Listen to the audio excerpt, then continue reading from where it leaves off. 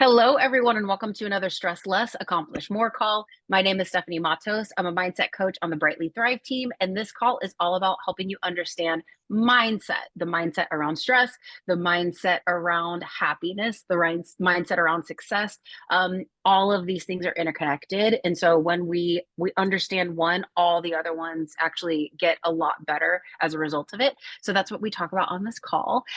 Welcome if you're watching the replay. Thank you so much for watching the replay. And if you're ever able to join me live, I would really appreciate it if you could join me live. I'm here every Monday and Thursday and every third Wednesday afternoon. All right. So we have already been chatting up a storm, Jaime and I, before I hit record. And so what I want to do is talk a little bit about a concept called anchoring. So I think I have talked about this concept a few calls back. However, it's oftentimes these things, so in the mind, what gets repeated gets memorized, right? So a lot of times I will end up repeating things quite frequently, but that's one of the ways that we ingrain things is through repetition. So if you've heard this before from another call, hopefully I'll say it in maybe a different way. It'll come out a different way, or it'll just kind of ingrain a little bit more into the knowledge that you have around this concept.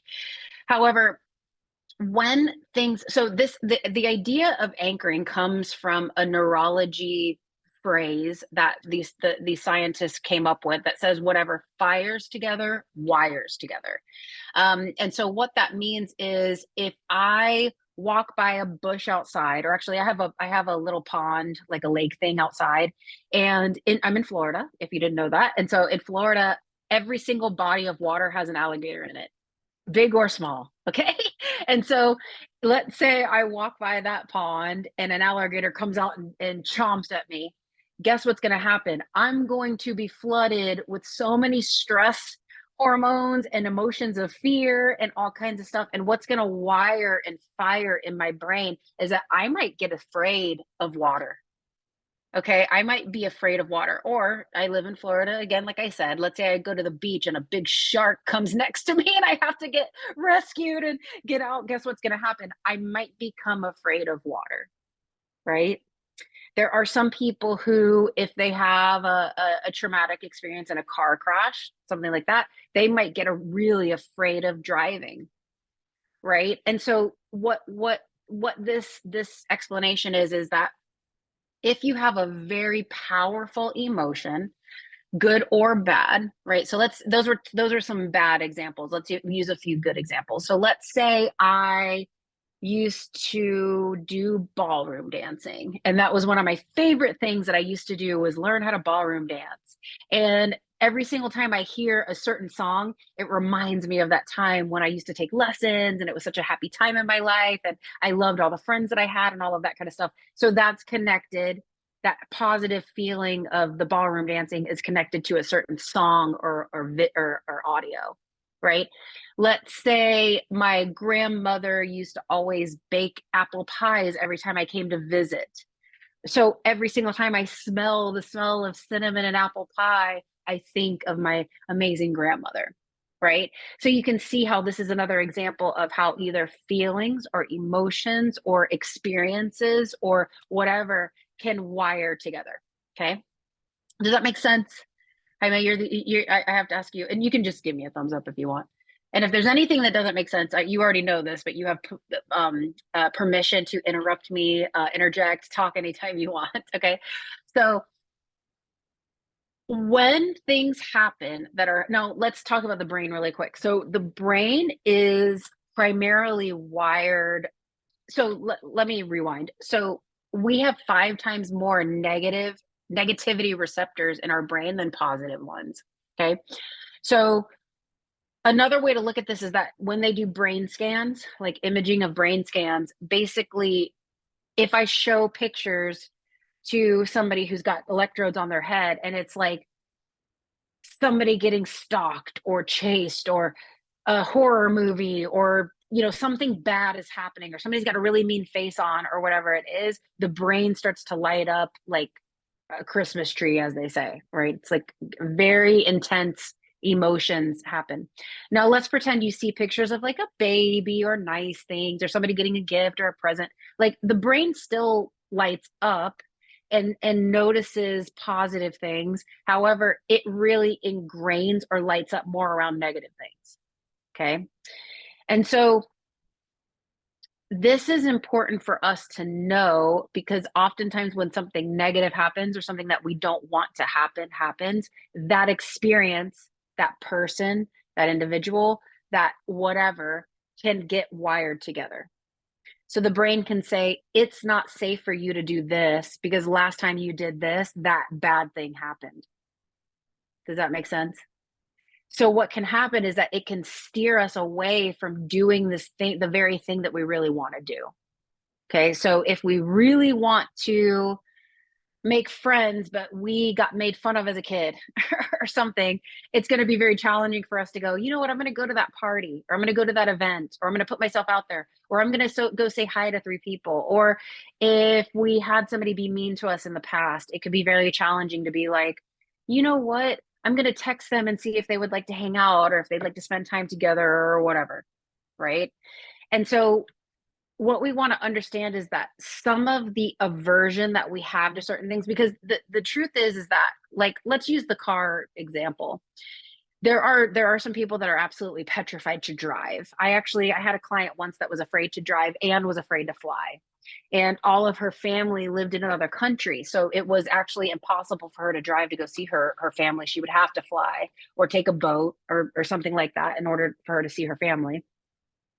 And so it was really important for her to overcome this negative emotion that happened around, let's use flying as an example. So after a while of working together with her, I realized what had happened is that she was waiting for a plane, okay, to get on a plane. And when she was waiting to get on a plane, she got a call that her uncle had passed away. And this uncle was somebody who was very, very close to her, raised her for many years. You know, she cared about him deeply. And that wired and fired together with her because she started to have sort of like a panic attack about this information. So when she entered the plane and sat down, her anxiety got even more overwhelming and she actually had to exit the plane. So she had to actually get out of the seat and exit the plane. Well, then that just fired and wired that right together. And she wasn't able to, she's since been on a plane. She's since jumped out of an airplane. Okay. So so we weren't working together anymore. And she's like, I just have to tell you, I just went parachuting. And I was like, do what? Right. So that's an example that it's possible to unravel this, but sometimes I don't know if, so Haim is a man. I know if there's any women watching this, you can understand this probably a little bit better than him. But if you've ever had a bunch of necklaces get tangled up, or a ball of yarn or just something gets all tangled up, it's like, oh my gosh, you unravel this and then one thing, another area gets tighter, or you unravel this and then like 3 layers come undone and you're like, oh, and then you keep unraveling and unraveling and unraveling, right? And so that's kind of how this is that it's like having awareness around whatever it is that you're accidentally anchored something negative to that becomes a scary thing. So in this case, her desire to get on a plane was because she really wanted to see her family. She wanted to be, and she's adventurous. She actually enjoys. It was the plane part she didn't enjoy. Once she got to the place, she really enjoyed that. Right? She enjoyed being in different locations and hiking and traveling and all of this kind of stuff. The plane was the thing that was hard. And so she had a very powerful desire to be able to travel to see her family, to be able to go do fun things. She at that time had like a 40th birthday coming up and she wanted to be able to, fly somewhere and have this great experience for her birthday. So first we have to have the awareness that this is something that doesn't serve us, right? So actually this is a great opportunity for me to describe the 4 stages of awareness, or 5. Is there 4 or 5? We'll see. So the first stage is completely unaware. Okay. So in this stage, when you're completely unaware, you just think maybe, oh, I'm just not really good at making friends, or people just don't really like me that much, or I'm just not outgoing, or blah, blah, blah. It's not connected to these people that were really mean to me when I was a kid or something. Right. It's like, this is just how I am. Okay. That's completely unaware. Now, when you're not aware of the fact that some of these things get developed through a series of experiences, then you get stuck there. Okay. The second stage is aware after. Okay. So aware after I'll use cookies as an example for aware after. Let's say I used to handle all of my stress and emotions with eating cookies. Okay. So I used to eat cookies and candies and cakes and all this stuff and feel sick and all of this stuff. And then all of a sudden I have this awareness, oh my goodness, I'm eating because I'm not handling my stress levels well. I'm actually not eating because I just have a sweet tooth. Have you ever heard people say that? Oh, I just have such a big sweet tooth. Um, it's not necessarily that people might have a sweet tooth. It's more likely that either I didn't sleep enough, or I didn't manage my emotions the best, or I'm afraid to be seen and heard, or I have a lot of shame around people not liking me, or blah blah blah blah. Like the list goes on and on of what could cause somebody to eat. And so once this person has an awareness, what can happen is that when they feel that stress, they might automatically go to the cookies. But instead of eating 30 and they eat all 30, and it's not until they look at the box and go, oh, I did it again. I did it again. I did it again. Okay, I'm setting the intention that I'm going to be more aware before I even, so I'm going to set the intention that when I'm starting to walk to the cupboard where the pantries are, or when I get in my car to buy the cookies or whatever, I'm going to be more aware of this, right? But that's an example of aware after. So we're aware that we have an issue and a problem that we don't really like. However, we're coming into consciousness about it after the fact. Okay. Then there's aware during. Okay. So let's say I grab the cookies and I'm eating the cookies and I go, after the fifth one, I'm like, oh my gosh, okay, I noticed fifth one. Okay, I'm gonna put these away because I know this doesn't work for me. I'm gonna go on a walk. I'm just gonna walk this out. I'm gonna walk myself out, figure out what triggered me into this eating thing. Oh, I opened an email and somebody was really mean to me in that email, and then I started eating the cookies. Oh, so I have to be a little bit more mindful of what I'm reading. Oh, I was in a lot of traffic. Okay, so I have to be a little bit mindful that traffic really gives me a lot of anxiety. Right. Okay, got it. Now the last one, so there are four. The fourth one is aware before, right? So aware before is where we're like, okay, I have a tendency to get really stressed out and want to eat a bunch of cookies every single time I open my email. So what I'm going to do is before I even open the email, I'm going to set myself up for success and tell myself, breathe through it. If something starts to bother me a little bit, I'll just shut the laptop, reset myself, open it back up again, come to it, right? So that's aware before, right? And so the reason why I bring this up is because the only place on this the scale of 1 through 4, right? Stages of awareness, the only place where there's no change that's going to take place is 1, right? So if there is an area of your life that you would like to improve upon that maybe isn't the way that you would like it to be, or something that you know is anchored to something negative, like my client who had that negative experience on the plane, yet she wants the after results, which is I get to have fun in these places, right? The only way that she can get there is to move through these emotions, and the only way that you can move through these emotions is if you have an awareness that that's part of the reason why you are where you are, right?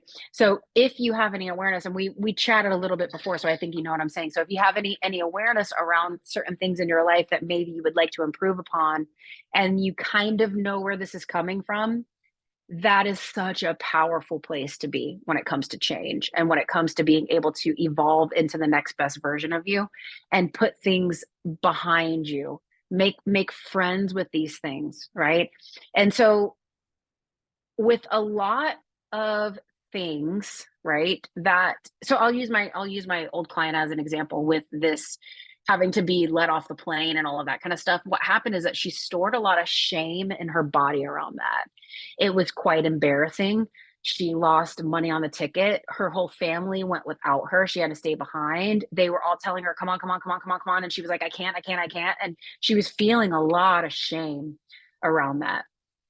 And in my experience, shame can be a big anchor to things. And shame can be something that we want to accept the things that we cannot change, right? And understand that there are people who have certain belief systems that maybe have guided them to certain choices that we don't really believe in and don't really serve us, and we don't believe is maybe the right way to be. Having the wisdom to know I don't have the power to change you, and I don't have the power to change the experience that I had, and I don't have the power to change what happened in the past, but I certainly have the power to change how I go forth in the future. And every single time I start to feel scared, I can go, I'm choosing to do the opposite. I'm choosing to do the opposite. So if it's reaching out to somebody or getting on the plane, one of the things that I had her do, for example, was just go. We're in Tampa, so she would go to Tampa International Airport. She would drive to the airport, drive into the airport, park in the short-term parking, and she would get like a coffee at Starbucks and just sit in the airport, calm her nervous system, show herself that it was safe, show herself that it was okay, because she was starting to get elevated just through driving into the airport. So she knew she would get into the airport, the anxiety would start, right? For some people, it's like texting somebody. For some people, it's saying yes to an opportunity. There's a plethora of examples. So she would sit. So it's like kind of like having little goals that help you move forward, right? So that's what she did for a while, right? Then it was like, okay, you're going to buy a ticket on a short trip, Miami. Miami is like a 45-minute plane ride, right? Very, very, very short trip. So she wasn't going to be on the plane long, and she would know that it was going to be safe. So what she had to do was go through custom, go through security, sit in the seats. The tickets to Miami are not that expensive. So even if she got to the point where she was like, I can't get on the plane, it wasn't like she was going to lose thousands of dollars or anything like that. Right. So this was the progression. Right.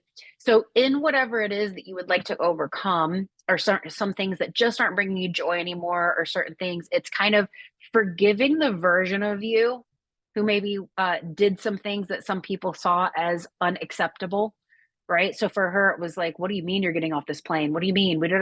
All these people are waiting for us, and it's so and so's birthday. It was like somebody's like 80th birthday or so, it was like this big deal that they were going. And she's like, you have to go, you have to go. And now you're going to miss your uncle's funeral and blah, blah, blah. Like, so much shame was attached to this, right? So it's like, how can I let myself forgive anything that I've done? How can I forgive even the things that I've perceived that I've done that weren't really true? How can I forgive other individuals who maybe did some things that I don't really agree with? And then how can I move forward in a baby steps, right? What would be like 5 baby steps that I could take over the course of the next month that can lead me into a place that I feel a little bit more comfortable about this thing? Let me know if all of that makes sense, Jaime. Yeah, definitely make a lot of sense, especially the part that you have to forgive that version of yourself, because it's basically like depending on the situation you go through, right? It could be like a whole other person that you're seeing with your own eyes, right? And you're judging that person, and as well you're judging yourself. It's like Yes, a very interesting, dynamic there. But yeah, forgiving yourself, it goes a long way. yes, yes. I And have a, I have, you go ahead, go ahead. yeah, I have a quick question about the because you mentioned the term anchoring, right? Mhm.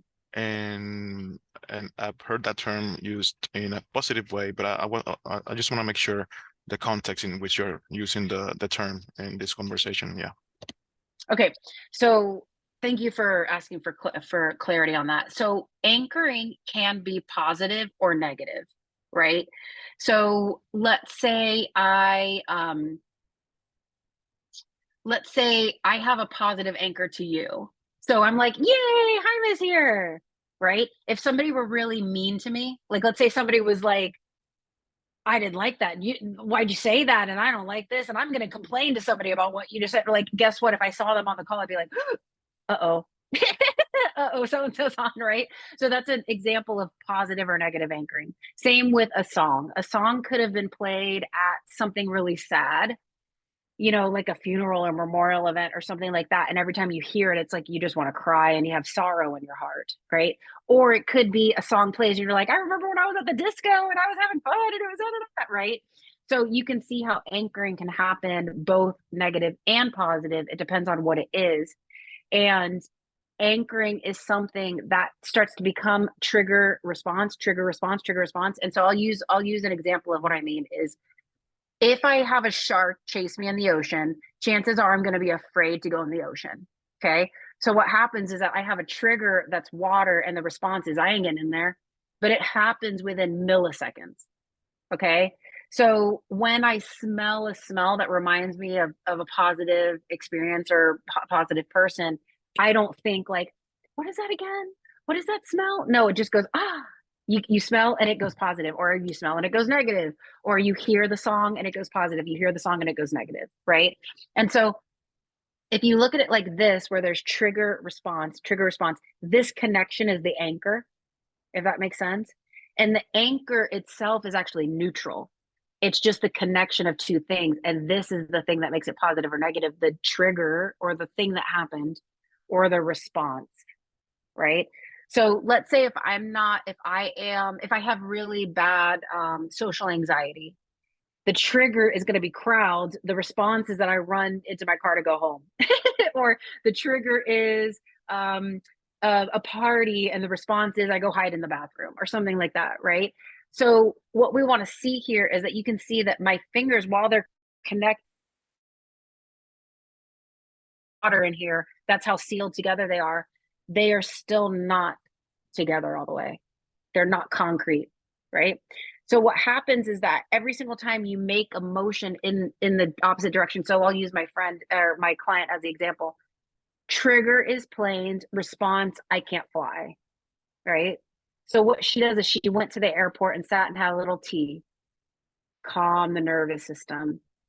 After she did that several times for a long time, she bought a ticket to Miami, separated it a little more. And actually that trip to Miami really separated things like this, right? Then she actually went on a trip on her 40th birthday, all the way till now it's not even there, and she jumped out of an airplane. Okay. So you can see how it's like it's having the so when you don't have any awareness, this just feels like something that's always going to be like that. When you have the awareness of after, during, or before that we talked about, what happens is that this happens, right? Where they still might kind of be there a little bit, and after a while they disappear completely, but they're so far apart that you have time to make a decision in the middle that isn't I just run away or hide or do the opposite thing that I want to do or whatever. You actually have time to go, I'm calm, I can do this. What's the opposite thing? What's something that I can do instead? That kind of thing. Does that make better sense? Cool. Yeah, yeah, 100%. Yeah, Awesome. yeah. So we have like 3 more minutes. So I want to kind of turn it over to you. Is there anything in particular that I can help you with, chat about, uh, clarify, anything like that? Well, you cover a lot of the things that I was interested in hearing, listening to your feedback about. Um, but no, for now, nothing comes to mind specifically. So what I would say, so let me give you some suggestions if I could. Yeah, So is it okay if I give you a yeah, few suggestions? Okay, yeah, awesome. sure. So in this thing that you're dealing with and that you want to do this to, right? Maybe you can come up with a couple little things that can help yourself push forward into the new version of you, the new version of you that no longer does the same response or has this anchoring of messy neurology is really what it is around a certain thing that caused you a lot of pain, right? That maybe wasn't the best thing, right? It wasn't very fun to go through. And so how can you go against this so that you no longer, because what happens is that, so let's use this airplane example again. So every single time she refused to go into the airport or refused to go on a trip or drove instead of flew or whatever, or didn't go visit her family or whatever, what happens is that this gets thicker, bigger, stronger. Yep, this is the truth, that's how it is, da, da, da, da. So you literally have to do the opposite of this in order to separate this out. Now, with that being said, you also want to be gentle. So, for example, with this client, it wasn't like I was like, "Come on, we're going on this plane. We're gonna fly to England. It's gonna be a 10-hour flight, and you're just gonna deal with it, right?" And like buckle her in the seat and put duct tape around her and not let her get up. Right? No, I would never do that, because what would happen is that would cause so much trauma. Right? That would just be like she probably would not be jumping out of airplanes today if we had done it in that way. So what we did instead was drive into the airport. If you feel comfortable driving into the airport, pull into a parking spot, go in, sit with a little cup of tea and just feel your feelings and see what comes up. knowing you don't have to ever get on a plane, knowing that you don't have to go through security, knowing that that's not ever going to happen, right? Just see what it feels like, right? And so maybe there's an opportunity for you to kind of sit down and go, you know what? Maybe I could do this. Maybe I can do that. Maybe I can reach out. Maybe I can, whatever it is that makes sense for your scenario. Does that help? Yeah, definitely, definitely. And yeah, I think that thinking about the situation could be maybe reaching out and not being afraid of, making connections, Yeah. and after you make those connections, even, reaching out to the person and just a text, hey, how you doing today? And don't, because all not relationships will last for forever, right? But maybe don't having that fear of reaching out and foster friendships. Yeah, it's safe. It's Hmm. safe for me to develop friendships and relationships. It's safe. I'm safe. Yeah. This experience does not mean that now I'm not safe. That was then and this is now. Right. And I want to give you an example before we close is that so you know how there's perennials and annuals. So there's some plants that are like an oak tree that lasts forever, right? They come back year after year after year. There's 400, 500, 800-year-old oak trees and things like that. And then there's some flowers that only last a season, right? What's so interesting about this is that we think about relationships. There's some that are going to be there for like 400, 800 years, forever, those kind of relationships. And then there's other relationships that they blossom and bloom for a season, right? But what's so funny about this is that these ones that blossom for just a season, not a lifetime, they actually fertilize the ground for the perennials, the ones that last for forever, right? So some of these people were here for a reason to help you practice, help you see things, help you understand things, introduce different people to you. I've actually got friends who I got introduced with from somebody who isn't around anymore, but I'm still friends with that person, right? And so if you can think of it a little bit more like plants, where it's like, some are here for a season, some are here for a lifetime, and they're all here for the beauty of it all, right? So these ones feed these ones. So anyways, I hope that helps. I hope that helps. Thank you Yeah, so much for joining definitely. me today, Thank you. Jaime. It's Thank so you. nice to see you again, and I hope I get to see you again next week. For those of you watching the replay, I want to say thank you so much for watching the replay. Again, I hope to see you in a call live soon. I selfishly want to meet you in person. Okay. So selfishly, I would like it if you come to my call. All right, you guys, until we meet again, I want to wish you so much love, so many blessings, so much health, healing, and success to each and every one of you. I'll speak to you soon. Bye, everybody. Bye.